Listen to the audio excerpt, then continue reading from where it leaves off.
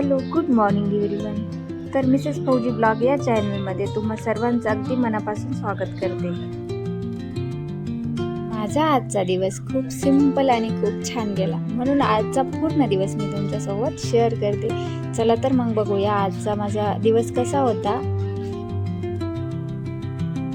सकाळी मी लवकर उठले आणि रोजच्या सारखं माझं रुटीन सुरू झालं. तर सगळ्यात आधी ना क्रिशाचं आवरून स्कूलला पाठवावं लागतं.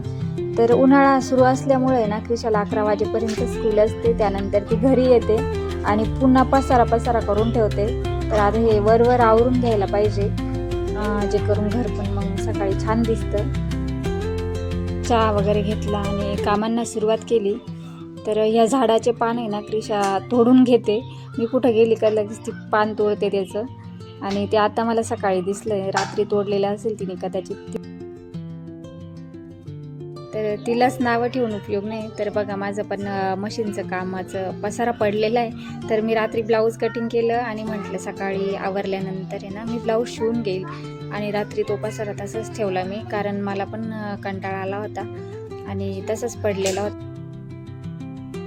तर ही क्लिनिंग करून घेतली आणि पुढे मी कपडे धुवून टाकले आणि वाळत घातले. त्यानंतर म्हणजे कपडे वगैरे जर आधी धुतले गेले ना तर बरंच काम असं हलकं झाल्यासारखं वाटतं सकाळी.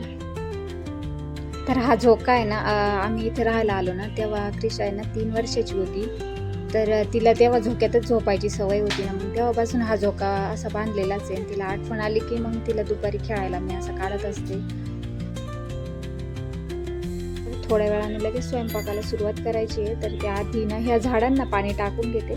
हे झाड आहे ना खूप छान दिसायचे हिवाळ्यामध्ये, आणि आता खूप जास्त ऊन पडत आहे ना तर त्याचे पानं खूप असे नाजूक झालेले आहेत. स्वयंपाक लवकर करते कारण क्रिशा आल्यानंतर तिला पण भूक लागलेली असते. तिला एकच टिफिन द्यायचं चालू आहे आता, ब्रेकफास्टचा फक्त. तर आल्यानंतर आम्ही दोघी पण जेवायला घेत असतो. स्वयंपाकात आहे ना मी पोळी आणि उडदाची डाळ बनवते. तर उडदाची डाळ बनवायच्या आधी ना मी तिला एकदा कुकरला एक शिट्टी देऊन घेते आणि त्यानंतर मी तिला फोडणी देते.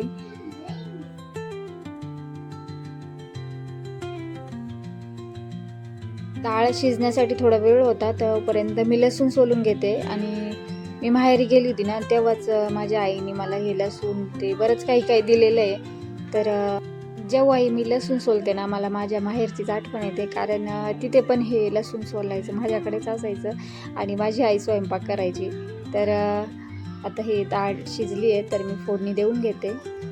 ही डाळ करताना आहे ना अगदी सिंपल फोडणी द्यायची आहे. तेल गरम करायचं आहे, तर तेलामध्ये जिरं टाकायचं आहे आणि वाटण करायचं आहे. हिरवी मिरची, लसूण आणि थोडी शेंगदाणे टाकून असं जाडसर वाटण करायचं आहे. आणि त्यानंतर हे सगळं परतवून घ्यायचं आहे. कढीपत्ता टाकायचा आहे, कोथिंबीर टाकायची आहे आणि हळद मीठ टाकून छान परतवून घ्यायचं आहे. त्यानंतर शिजलेली डाळ त्यात ॲड करायची आहे आणि खूप अशी सिंपल आणि साधी सोपी भाजी ही, आणि पटकन होते.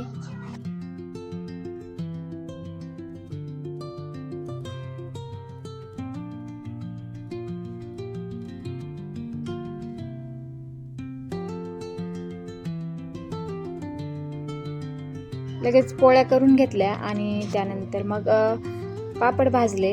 आणि गॅसपेक्षा पण आहे ना इंडक्शनवर पापड भाजणं खरंच सोपं जातं आहे, आणि गॅसवर आहे ना खरंच पापड आहे ना जळतात. तर याच्यावरचे पापड बघा तुम्ही किती छान भाजले जात आहेत. आणि जेव्हापासून मी इंडक्शन घेतलं आहे ना तेव्हापासून पापड भाजायला लागली जास्त, कारण आधी ना गॅसवर जे भाजायची ना मी ते पापड पण असे कडू लागत होते, आणि आता खरंच छान पापड भाजले जात आहेत.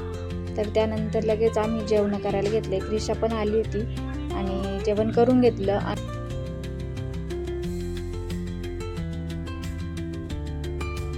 तर जेवण वगैरे करून घेतलं, क्रिशा पण आलेली आहे.